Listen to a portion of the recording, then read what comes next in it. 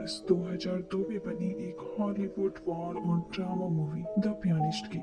Movie की शुरुआत होती है और हमें 1939 का वॉरसॉ दिखाया जाता है, जहां एक पियानिस्ट जिसका नाम वॉल्डेक स्पेलमैन है, वो रेडियो स्टेशन में पियानो बजा रहा होता है। तभी वहां उसे कुछ ब्लास्ट की आवाज आती है, लेकिन वो उसे इग्नोर करता है। लेकिन एक और ब्लास्ट के बाद उस रेडियो स्टेशन का कांच टूट जाता है और वहां का ऑनर उसे वहां से निकलने को कहता है, लेकिन फिर भी वॉल्डेक पियानो बजाता रहता है। फिर एक तेज धमाका बिल्डिंग में होता है और वहां अफरा तफरी मच जाती है। सब भागने लगते हैं। तभी भागने के दौरान वॉल्डेक से एक लड़की मिलती है जो अपना नाम डोरथ बताती है। वो वॉल्डेक को पसंद करती है और वो उससे कहती है कि मुझे आपका पियानो बहुत अच्छा लगता है और उससे बात भी करना चाहती है, लेकिन अफरा तफरी के कारण उसे वहाँ से जाना पड़ता है। वहीं दूसरी तरफ हमें दिखाया जाता है कि वॉल्डेक के परिवार वाले, जिसमें उसके माँ बाप, एक भाई और 2 बहन है, वो सभी घर छोड़ने की तैयारी कर रहे होते हैं। तभी वॉल्डेक घर आता है। उसकी माँ उसे कहती है अपना सामान पैक करो। इस पर वॉल्डेक कहता है कि हम कहाँ जा रहे हैं,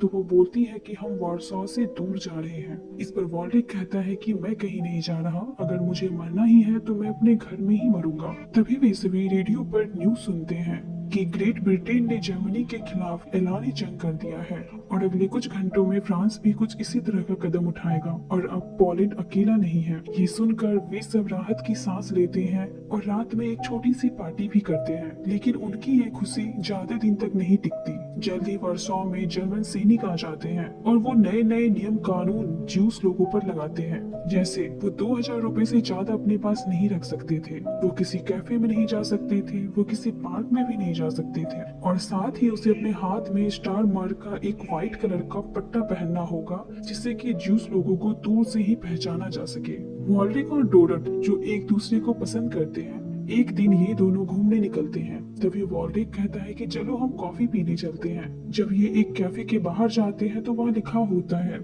ज्यूस और डॉग्स आर नॉट अलाउड। ये देखकर डोरथ को बहुत बुरा लगता है। कुछ दिनों बाद न्यूज़पेपर में जर्मन के द्वारा एक नोटिस जारी किया जाता है, जिसमें लिखा होता है कि वॉरसॉ के तथा बाहर से आने वाले जितने भी ज्यूस हैं उसे 31 अक्टूबर 1940 तक वॉरसॉ के एक तय इलाके में भेजा जाएगा। इस पर वॉल्डेक कहता है कि इतनी छोटी सी जगह पर इतने सारे यहूदी कैसे रहेंगे, जबकि वॉरसॉ में ही लगभग 3,60,000 यहूदी रहते हैं। अब इनके पास जमा पूंजी के नाम पर बस 20 रुपए ही बचते हैं और ये कहते हैं कि इतने में हमारा क्या होगा। इस हालत को देखते हुए वॉल्डेक अपना सबसे कीमती सामान, जो कि उसका पियानो होता है, उसे बहुत ही कम दामों में बेच देता है। अब वॉल्डेक अपनी फैमिली के साथ ज्यूस लोगों के उस तय इलाके में जाते हैं जो जर्मन ने इनके लिए बनाया था। जाते हुए रास्ते में वॉल्डेक को डोरथ मिलने आती है। अब ये सभी ज्यूस के लिए तय इलाके में आ जाते हैं, जहाँ इन्हें रहने के लिए एक छोटा सा कमरा और एक किचन मिलता है। इसमें इन 6 लोगों का रह पाना मुश्किल था। अब जब ये सारे ज्यूस इस इलाके में आ जाते हैं तो जर्मन इस इलाके को दीवार से घेर देते हैं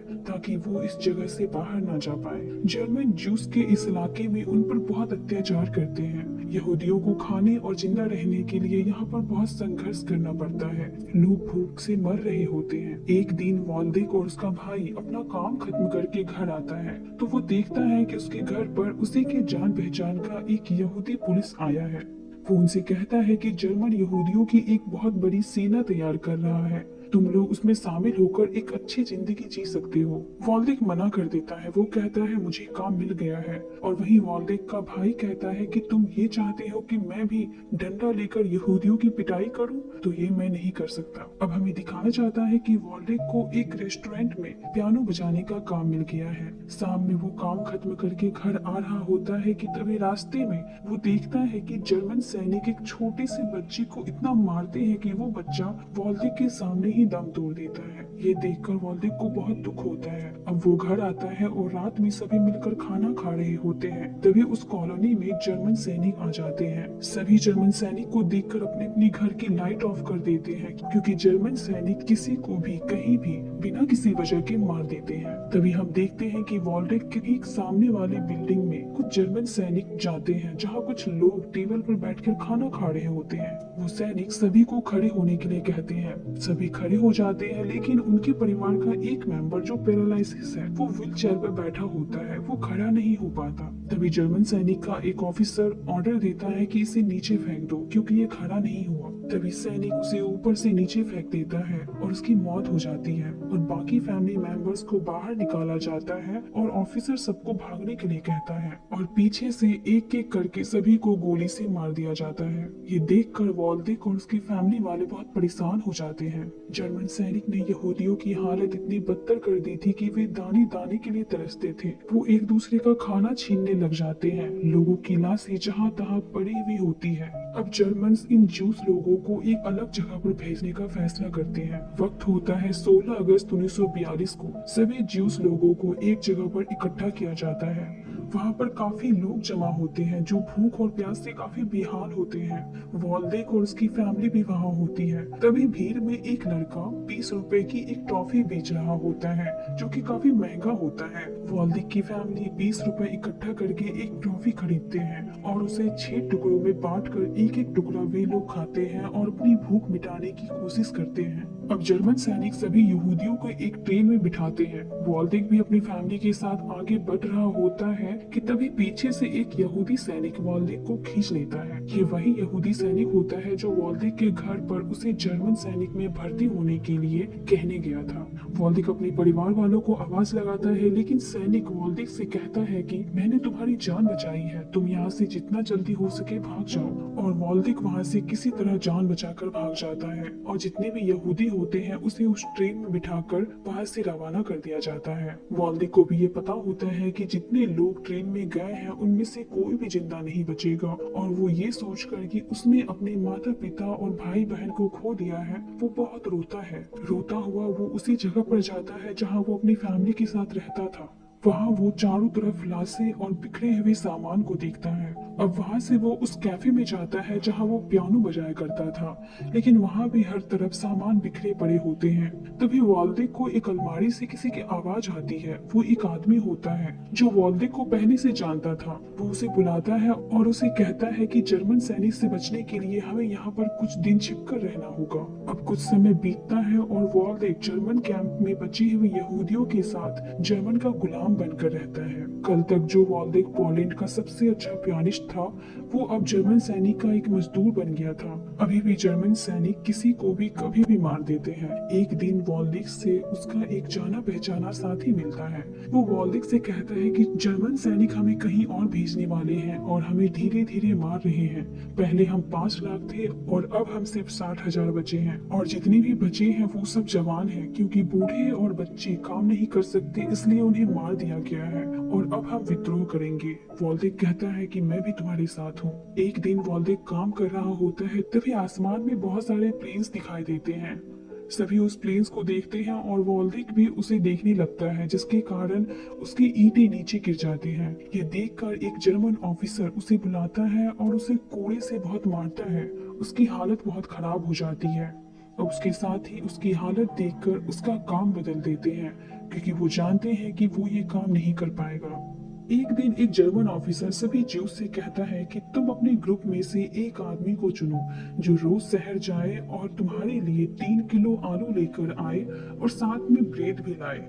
वो सबसे झूठ बोलता है कि आप लोग ये मत समझिए कि आप लोगों को यहाँ से कहीं और भेजा जा रहा है। अगर आप लोगों को कहीं और भेजा जाता तो हम आपके लिए ये सारी व्यवस्था क्यों करवाते।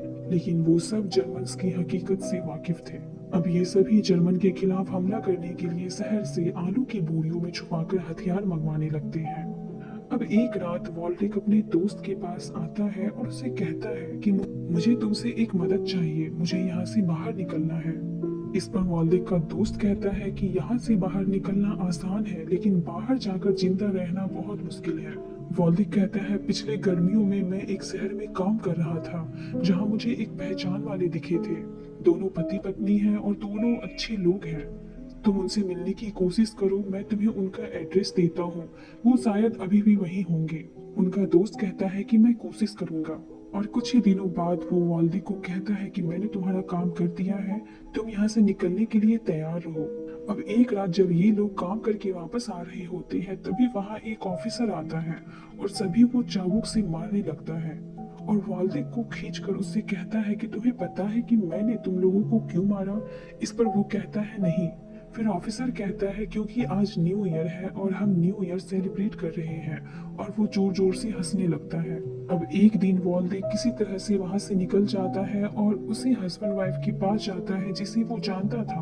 वे दोनों वॉल्डेक को वहां देखकर खुश होते हैं और उसे कहते हैं कि तुम जल्दी से तैयार हो जाओ, क्योंकि हम तुम्हें एक जगह पर नहीं रख सकते, क्योंकि जर्मन गोली पर किसी का भी नाम लिखा नहीं होता, चाहे वो यहूदी हो या गैर यहूदी। और वहाँ बहुत दिनों के बाद वॉल्डेक भरपेट खाना खाता है। अब वो आदमी वॉल्डेक को एक घर में ले जाता है और उसे कहता है कि तुम यहीं रहो, मैं तुमसे मिलने आया करूंगा और मेरी वाइफ भी तुमसे मिलने आया करेगी तुम्हारे खाने और तुम्हारी देखभाल के लिए। वो जाने से पहले वॉल्डेक को एक एड्रेस देता है और कहता है कि इसे संभाल कर रखना और अगर कोई इमरजेंसी हो तो बिना कुछ सोचे इस पते पर चले जाना। अब कुछ दिनों के बाद कुछ ज्यूस जिसने जर्मन से लड़ने के लिए अपने पास हथियार जमा कर रखा था और जिसने जर्मन सैनिकों के विरुद्ध विद्रोह करने की ठानी थी, वो जर्मन सैनिकों पर हमला कर देते हैं और वो हमला उसी इलाके में होता है जिस इलाके में वॉल्डेक था। लेकिन इस विद्रोह में ज्यूस लोग जर्मन सैनिकों से नहीं जीत पाते और बाद में सभी बचे हुए ज्यूस को वहां इकट्ठा कर गोलियों से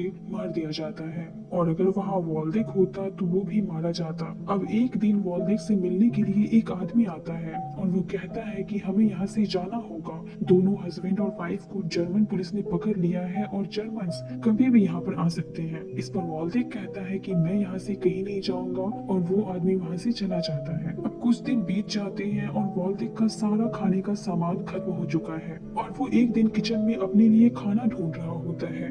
तभी मिट्टी के कुछ प्लेट गिरते हैं और वो टूट जाते हैं। ये आवाज सुनकर बगल में रहने वाली एक महिला बाहर से चिल्लाकर कहती है, दरवाजा खोलो नहीं तो मैं पुलिस को बुला लूंगी। और जब वॉल्डेक बाहर आता है तो उसे कहती है कि तुम्हारे पास आइडेंटिटी कार्ड है, और ये सुनते ही वॉल्डेक वहां से भाग जाता है। अब वॉल्डेक उस पते पर जाता है जो उसे उसकी पहचान वाले ने उसे दी थी, ये कहकर कि जब कोई इमरजेंसी हो तो बिना सोचे यहाँ चले जाना। और वॉल्डेक उसी पते पर जाता है और जब डोर ओपन होता है तो वहाँ पर डोरथ होती है, वही लड़की जो वॉल्डेक को पसंद करती थी और वॉल्डेक भी उसे पसंद करता था। लेकिन अब उसकी शादी हो चुकी है और वो प्रेग्नेंट भी है। वो वॉल्डेक को वहाँ देखकर हैरान हो जाती है और उसे अंदर आने को कहती है। अब वॉल्डेक डोरथ के हस्बैंड से मिलता है और वो कहते हैं कि तुम फिक्र मत करो, हम तुम्हारी मदद करेंगे। और वो कहते हैं कि आज रात हम नहीं निकल पाएंगे, हम कल निकलेंगे, तुम यहीं बाहर सोफे पर सो जाओ।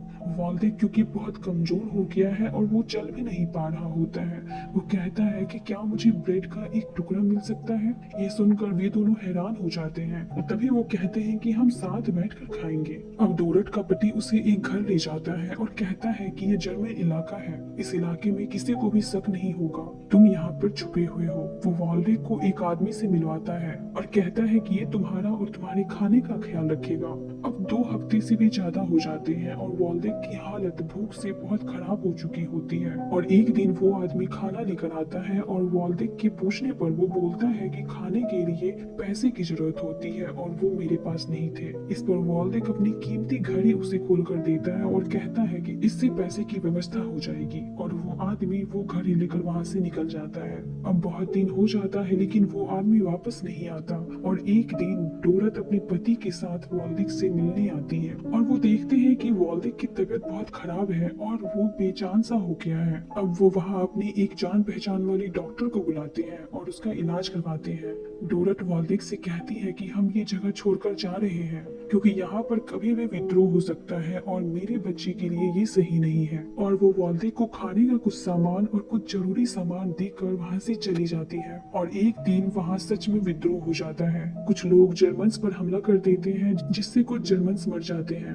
अब जर्मन्स को पता है कि यहाँ कुछ विद्रोही छिपे हुए हैं, इसलिए वो सारे बिल्डिंग को बम से उड़ाने लगते हैं। जिस बिल्डिंग में वॉल्डेक रहता है उस बिल्डिंग को भी उड़ा दिया जाता है, लेकिन वॉल्डेक की जान किसी तरह बच जाती है और वो वहाँ से भाग जाता है। और वो भागता हुआ एक ऐसी जगह पर जाता है जो बमबारी के कारण पूरी तरह से तबाह हो चुका है। वो वहाँ एक घर में जाता है और वहाँ खाना ढूंढने लगता है और उसे खाने का एक डब्बा मिल भी जाता है, लेकिन वो सील है। वो उसे खोलने की कोशिश करता है लेकिन तभी वॉल्डेक देखता है कि वहाँ पर जर्मन्स आ गए हैं। अब वो उस डब्बे को लेकर घर में काफी ऊपर चले जाता है। जब रात होती है तो वो दोबारा उस डब्बे को खोलने की कोशिश करता है, लेकिन तभी वहाँ पर एक जर्मन ऑफिसर आ जाता है जो वॉल्डेक से पूछता है कि तुम कौन हो और यहाँ पर क्या कर रहे हो। इस पर वॉल्डेक कहता है कि मैं तो बस डब्बा खोलने की कोशिश कर रहा था। फिर ऑफिसर कहता है कि तुम काम क्या करते हो। तो इस पर वॉल्डेक कहता है कि मैं एक पियानिस्ट था। तभी वो ऑफिसर वॉल्डेक वॉल्डिक को उसी घर में रखे हुए एक पियानो के पास ले जाता है और कहता है कि पियानो बजाओ, और वॉल्डिक बहुत ही अच्छा पियानो बजाता है जो उस ऑफिसर को बहुत अच्छा लगता है। अब वो ऑफिसर वॉल्डिक से कहता है कि तुम यहाँ छुपे हुए हो, तुम एक जूस हो। वॉल्डिक कहता है कि हाँ। अब वो ऑफिसर उसे छोड़ देता है और वहाँ से चला जाता है। अब एक दिन वो ऑफिसर वॉल्डिक से मिलने फिर आता है और वो उसके लिए खाना भी लेकर आता है और उसे कहता है कि रसिया की फौज नदी के उस पार है, वो जल्द ही यहाँ आ जाएंगे और हम यहाँ से जाने की तैयारी कर रहे हैं। और वो वहाँ से चला जाता है और आखिरी बार जाने से पहले वो ऑफिसर वॉल्डिक से मिलने आता है और खाने के साथ साथ वो अपना जैकेट भी वॉल्डिक को देता है क्योंकि वहाँ बहुत ठंड पड़ रही होती है। और वो वॉल्डिक से पूछता है कि जब सब कुछ ठीक हो जाएगा तो तुम क्या करोगे। इस पर वॉल्डिक कहता है कि मैं फिर से यहाँ के रेडियो स्टेशन पर पियानो बजाऊंगा। जाने से पहले वो ऑफिसर उससे उसका नाम पूछता है। वो अपना नाम वॉल्डिक स्पिलमैन बताता है और वो ऑफिसर वहाँ से चला जाता है। अब अगले दिन वॉल्डिक देखता है कि रूसी सैनिक वहाँ आ गए हैं और अब सब कुछ ठीक हो गया है। वो बाहर निकलता है। उसने जर्मन आर्मी का वही कोट पहना हुआ था जो उसे उस जर्मन ऑफिसर ने दिया था। तभी सैनिक उस पर गोलियां चलाने लगते हैं, ये समझकर कि ये जर्मन सैनिक है।